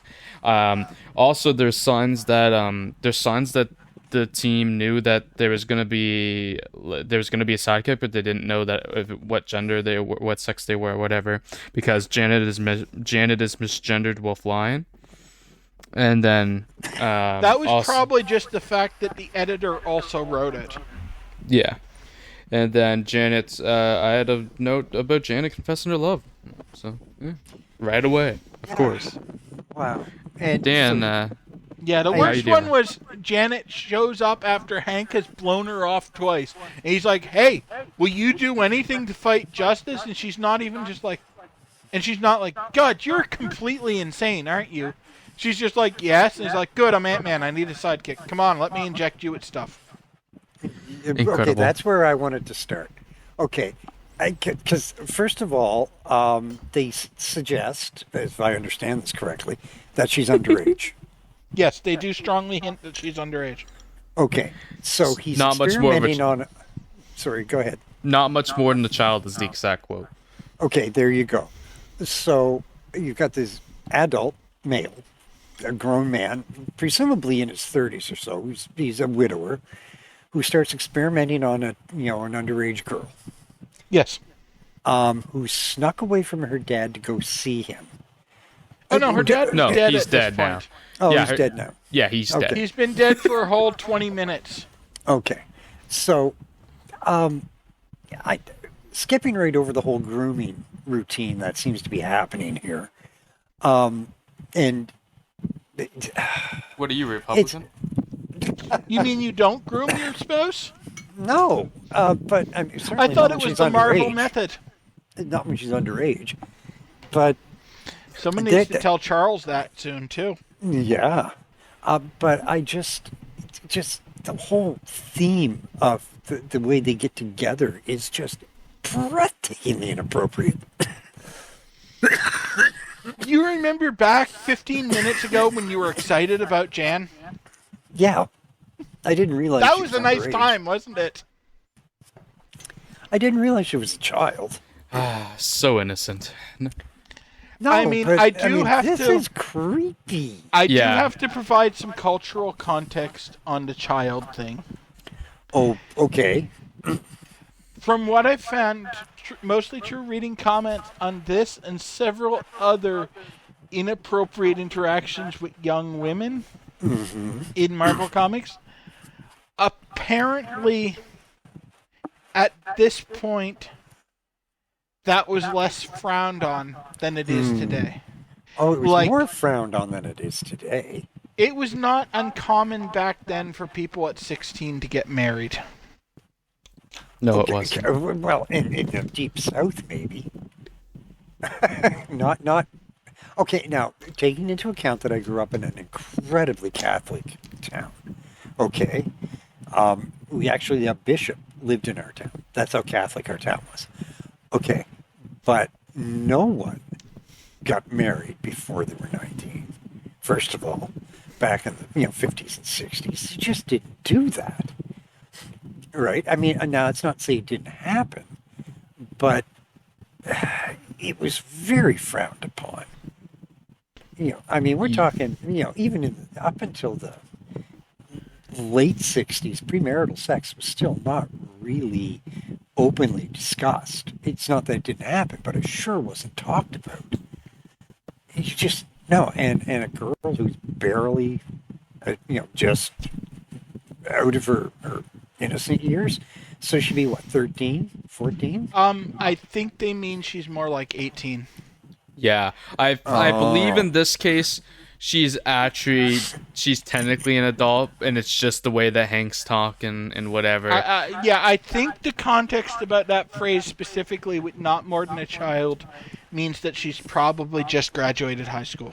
Yeah, she's probably like So she'd be 17, fresh. 18, Yeah, 17. she's like college 17. age. she's probably fresh into adulthood is what it's getting at. Yeah, so roughly 17. But he's a divorced man, or a widowed man. Yes, none of this makes it not creepy, to be clear. Yes, let's clear I'm that up. sorry. It's just there's a really creepy vibe to the story. It's very Yes. creepy, and it continues to be. at times. Hank's relationship with Jan is terrible even before he hits his abuse phase. Yeah, that's... I mean, Hank Pym is a bad person, and this is the first comic that really shows it.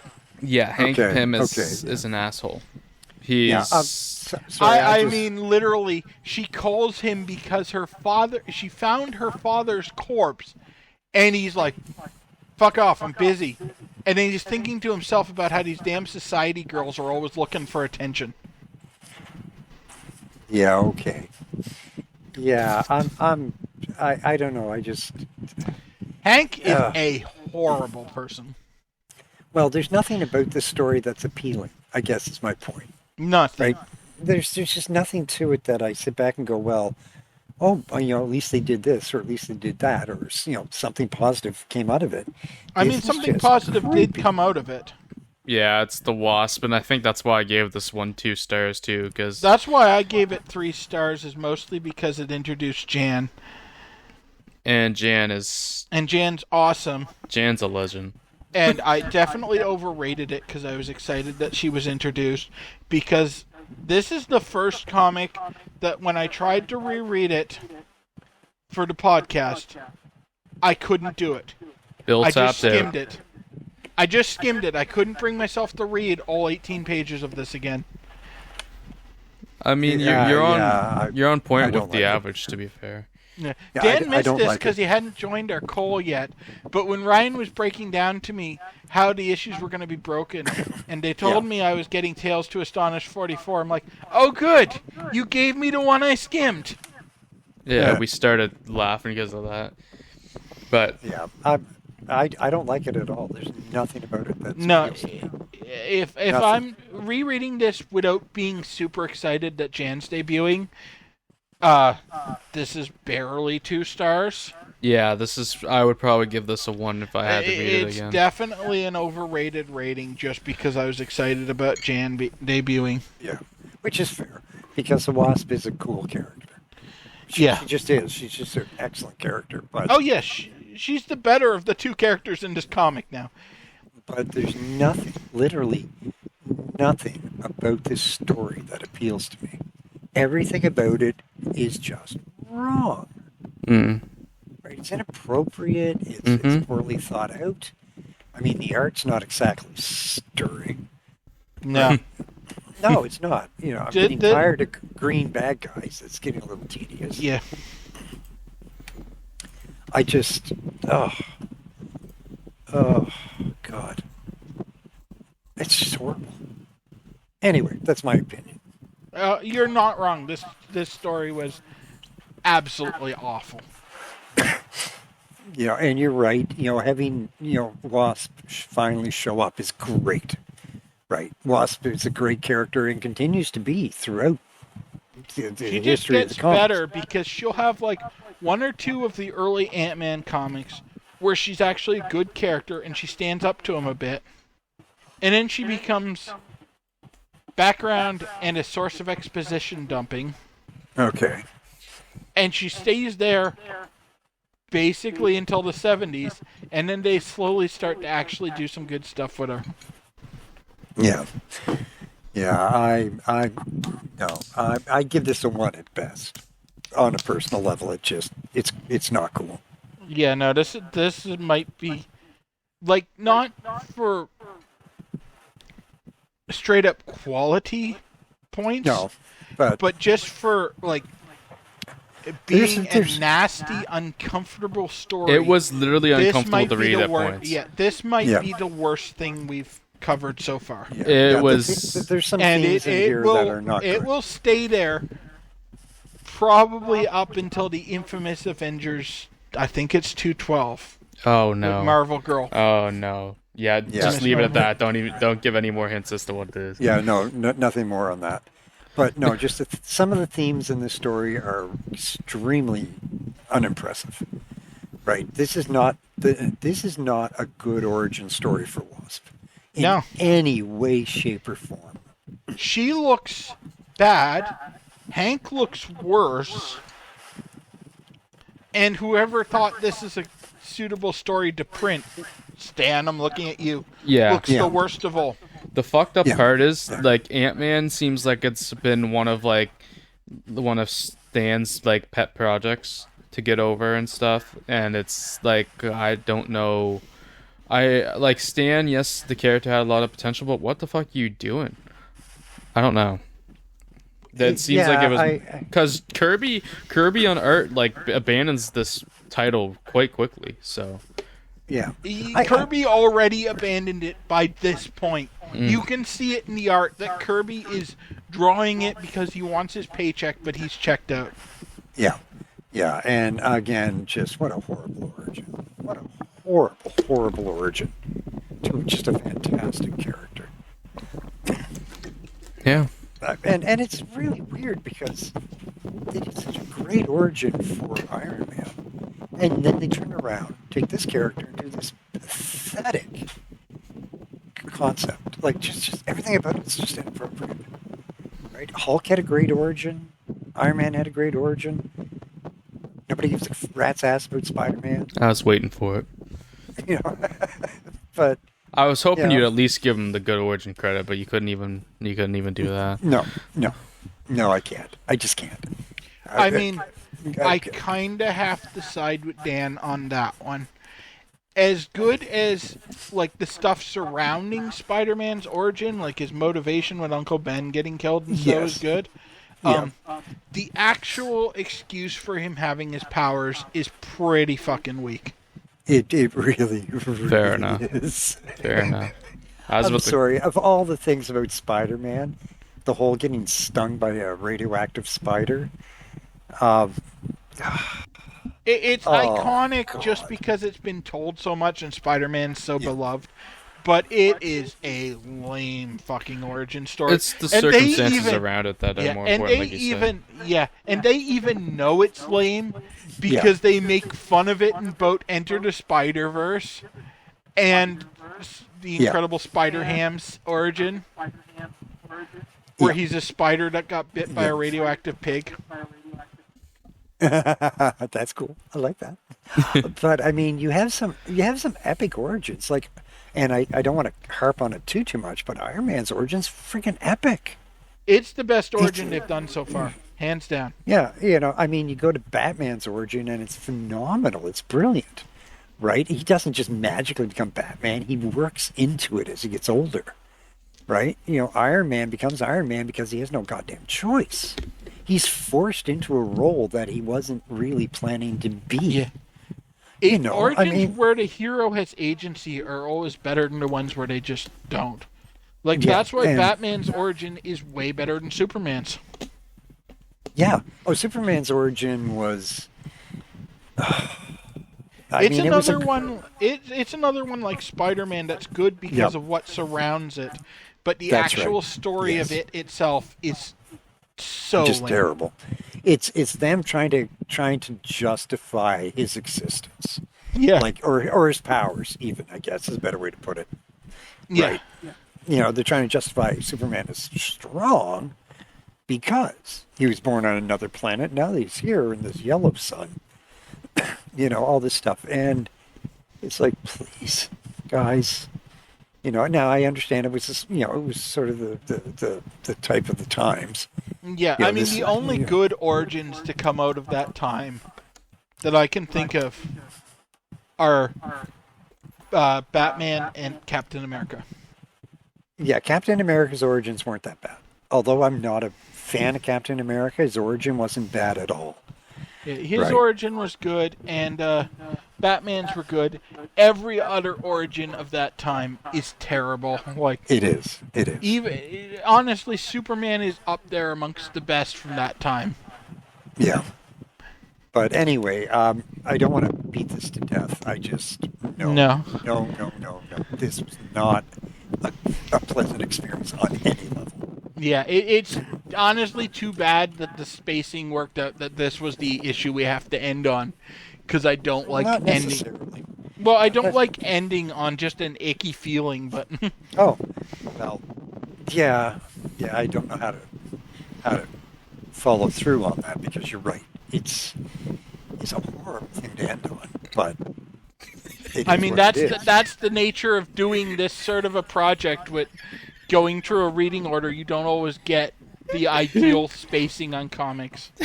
Will you stop cackling, Ryan? I just so let's start wrapping up. I'm gonna go into what we're covering next week because it's an interesting week, and there's a reason I'm laughing right now. So Well, I hope so. Otherwise, you've lost it.